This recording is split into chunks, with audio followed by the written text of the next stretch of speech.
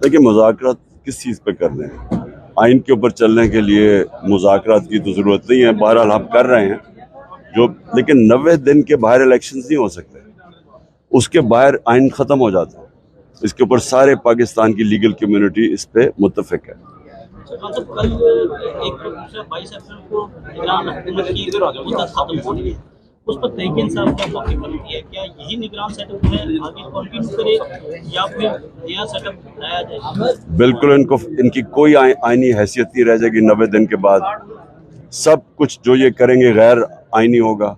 इनको बिल्कुल हटना चाहिए और एक एडमिनिस्ट्रेटर अपॉइंट करना चाहिए जिसका सिर्फ काम हो इलेक्शन करवाना।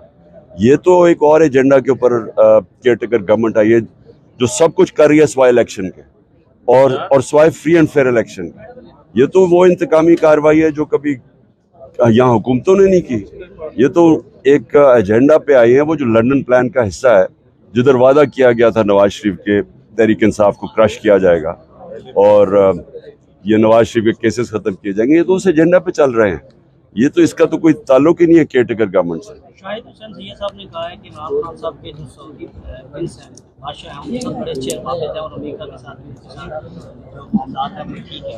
तो जो बैरूनी एस्टेब्लिशमेंट उनके हवाले से बात की जाए तो इमरान खान ठीक है।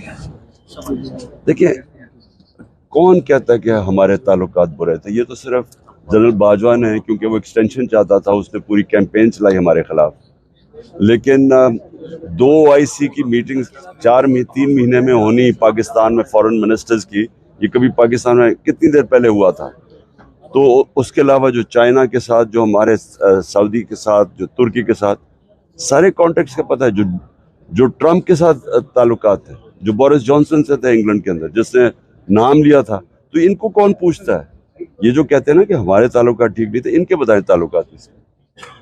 स्टेट बैंक के हवाले से आज जो है वो मामला कायमा कमेटी को भेज दिया है। उन्होंने कहा है, नवीद कमल ने कहा है कि अगर तौहीन अदालत हो सकती है तो तौहीन पार्लियामेंट क्यों नहीं? उन्होंने ये मामला दोबारा को भी सामने भेज दिया। आप क्या समझते हैं कि स्टेट बैंक इंडिपेंडेंट जो है वो 21 अरब में जारी कर सकता है और सुप्रीम कोर्ट के आजाद पेश? देखिए, जिस वक्त अगर इन्होंने स्टेट बैंक ने सुप्रीम कोर्ट के कहने पे पैसा ना दिया, इसका मतलब है कि पाकिस्तान का आइन ख़त्म हो गया। इसका मतलब यहाँ कानून की हुक्मरानी बिल्कुल ही ख़त्म हो गई। अब आगे ही ह्यूमन राइट्स की वायलेशन हो रही हैं, फंडामेंटल राइट्स नहीं है, लोगों को अगवा किया जाता है, बाद में चार्ज लगाए जाते हैं, हर दूसरे दिन को PTI का आदमी पकड़ लेते हैं, सीनियर लोगों को पकड़ लेते हैं, सोशल मीडिया के लोगों को अगवा किया जाता है। यानी जिस तरह का इस वक्त हमारे पूरा ब्लैकआउट किया हुआ है मीडिया पे, तो ये तो पाकिस्तान में पहले ही कोई ह्यूमन राइट्स या फंडामेंटल राइट्स ख़त्म हो गए।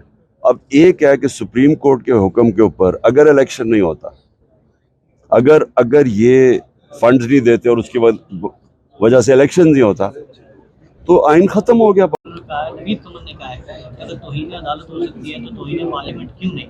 उन्होंने ये मामला दोबारा को भी सामने भेज दिया। आप क्या समझते हैं कि स्टेट बैंक इंडिपेंडेंट जो है वो 21 अरब में जारी कर सकता है और सुप्रीम कोर्ट के आजाद पेश?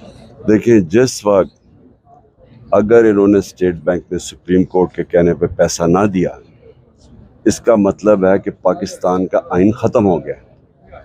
इसका मतलब यहाँ कानून की हुक्मरानी बिल्कुल ही ख़त्म हो गई। अब आगे ही ह्यूमन राइट्स की वायलेशन हो रही हैं, फंडामेंटल राइट्स नहीं है, लोगों को अगवा किया जाता है, बाद में चार्ज लगाए जाते हैं, हर दूसरे दिन को PTI का आदमी पकड़ लेते हैं, सीनियर लोगों को पकड़ लेते हैं, सोशल मीडिया के लोगों को अगवा किया जाता है।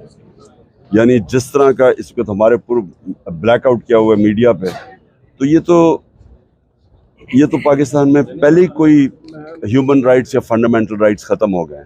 अब एक है कि सुप्रीम कोर्ट के हुक्म के ऊपर अगर इलेक्शन नहीं होता, अगर ये फंड्स नहीं देते और उसकी वजह से इलेक्शन नहीं होता, तो आइन ख़त्म हो गया पाकिस्तान में। मरियम औरंगज़ेब कहती है कि पाबंदी हमने नहीं लगाई, पैमरा ने लगाई, पाबंदी खुद बस मीडिया ने लगाई।